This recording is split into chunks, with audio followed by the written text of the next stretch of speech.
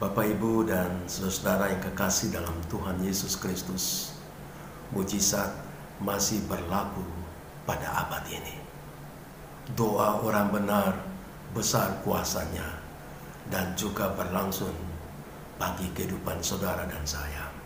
Apa yang dikatakan oleh firman Allah di dalam Alkitab tergenapi melalui pengalaman iman daripada saudara dan saya yang percaya kepada Tuhan Yesus Kristus. Setiap orang yang percaya pada Tuhan Yesus akan mengalami kuasa dan mujizat Tuhan. Saudara, kita akan mendengarkan kesaksian daripada Ibu Maria, di mana dia sakit keras dan dibawa ke rumah sakit. Sebelum ke rumah sakit sudah pergi mencari pertolongan daripada orang-orang yang dianggap bisa memberikan kesembuhan, tetapi itu nihil. Pada waktu dia di rumah sakit, Tuhan mengajar dia. Tuhan ingin supaya hatinya dibawa kepada Tuhan. Melalui doa-doa teman-teman jemaat, melalui doa-doa yang dinaikkan, dia menjadi sadar dan dia bergantung kepada Tuhan. Dan Tuhan menolong semua kesulitan-kesulitan. Pada waktu di ruang ICU, di rumah sakit Siloam, dia bertemu dengan Tuhan. Dia menyadari bahwa tangan Tuhan menyentuh dia. Tuhan membawa dia kepada satu alam di mana dia merasakan satu mimpi dan bertemu dengan Tuhan. Disitulah Tuhan berbicara kepadanya dan dia mengalami kesembuhan. Saudara-saudara, ini sesuai dengan apa yang dikatakan oleh firman Tuhan di dalam Yakobus pasal yang ke-5 ayat yang ke-16. Karena itu hendaklah kamu saling mengaku dosamu dan saling mendoakan supaya kamu sembuh. Doa orang yang benar bila dengan yakin didoakan sangat besar kuasanya. Saudara-saudara, doa orang benar besar kuasanya bila dengan yakin didoakan. Tetapi sebelum dia berdoa, kalau ada dosa, ada hubungan yang tidak baik dengan Tuhan, dia harus menyelesaikan dosanya, mengaku dosanya, dan datang kepada Tuhan dan saling mendoakan, maka mujizat akan terjadi. Semoga kesaksian Ibu Maria memberkati saudara-saudara dan saya. Tuhan Yesus memberkati.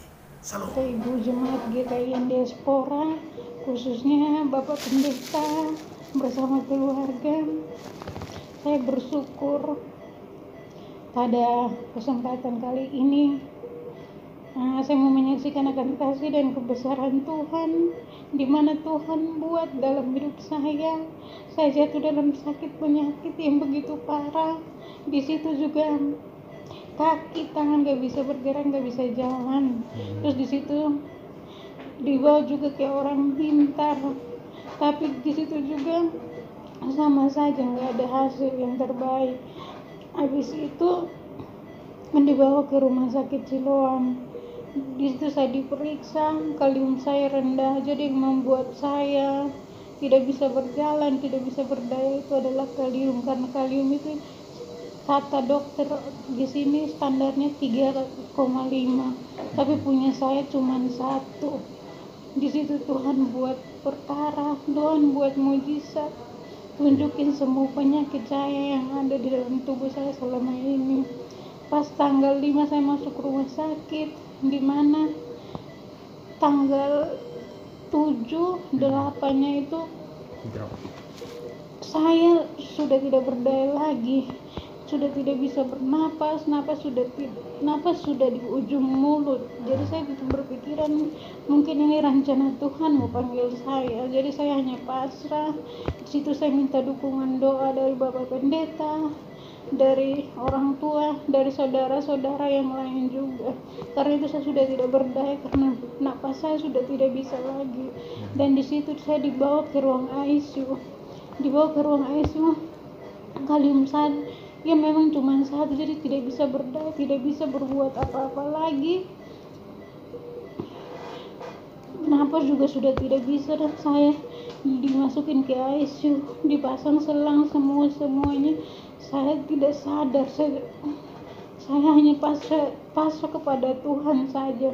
Saya pasrah kepada Tuhan. Kalau apabila saat ini saya mau mati, saya hanya pasrah. Tapi Tuhan punya rencana lain. Di situ Tuhan buat perkara mujizat. Di mana saya yang sudah tidak berdaya, Tuhan tunjukkan caranya lewat berbagai macam dokter memeriksa saya, hingga saya bersyukur sampai saat ini saya sudah pulih. Tinggal saya mau dipindahkan ke ruang perawatan biasa. Itu juga karena rencana Tuhan. Di situ hari ke tanggal 8, tanggal 9-nya, tanggal 9 malam saya bermimpi. Di situ Tuhan Yesus pegang tangan saya, masukin saya ke kolam, terus dibaptis, kayak dibaptis begitu. Di situ saya keluar, di situ Tuhan sudah keluarkan saya dari kolam tersebut.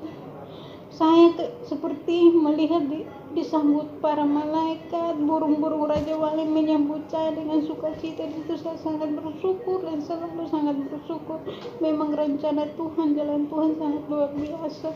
Mujizat Tuhan yang saya rasakan selama ini. Kalau saya mau mengandalkan diri saya sendiri, pasti saya sudah tidak ada lagi.